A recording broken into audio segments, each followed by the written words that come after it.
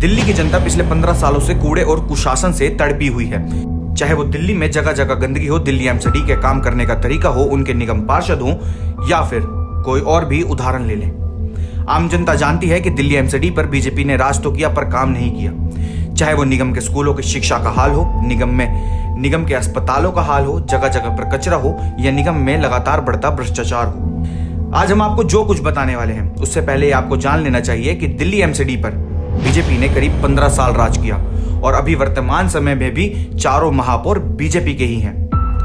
पर अगर हम एक नजर दिल्ली एमसीडी के कार्यों पर डालें तो आपको सिर्फ निराशा मिलेगी। कई जगह तो ये हाल है कि दिल्ली एमसीडी के लोग कामों की सुध लेने तक नहीं आते।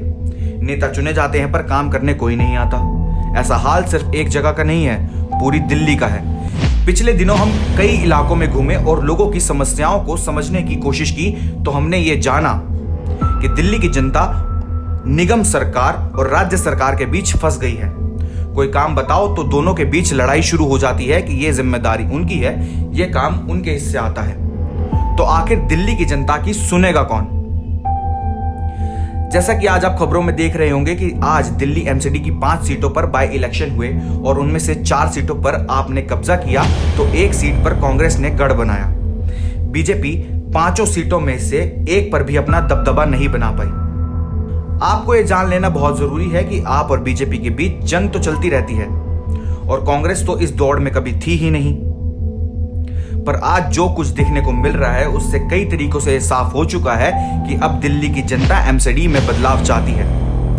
कई मायनों में यह भी कहा जा सकता है कि दिल्ली की जनता अब बीजेपी से परेशान हो चुकी है। चाहे वो किए गए झूठे वादे हों जैसे कि सबको मालिकाना हक, चाहे वो धर्म की राजनीति को बढ़ावा देना हो जैसे कि दिल्ली चुनाव, चाहे वो अपने फायदे के लिए लोगों को लड़वाना हो जैसे कि दिल्ली दंगे, चाहे वो केंद्र सरकार का दिल्ली राज्य के कामों में अड़चन डालना हो।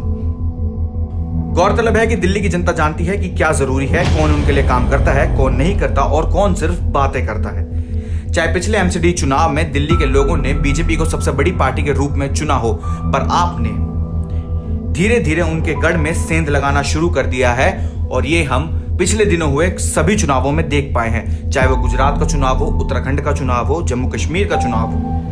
अब सिर्फ इस चीज का इंतजार रह गया है कि अगले साल होने वाले निगम चुनावों में कौन सी पार्टी की राजनीति दिल्ली का मत जीत जाएगी। क्या गूंजेगा राम का नाम या बोलेगा काम?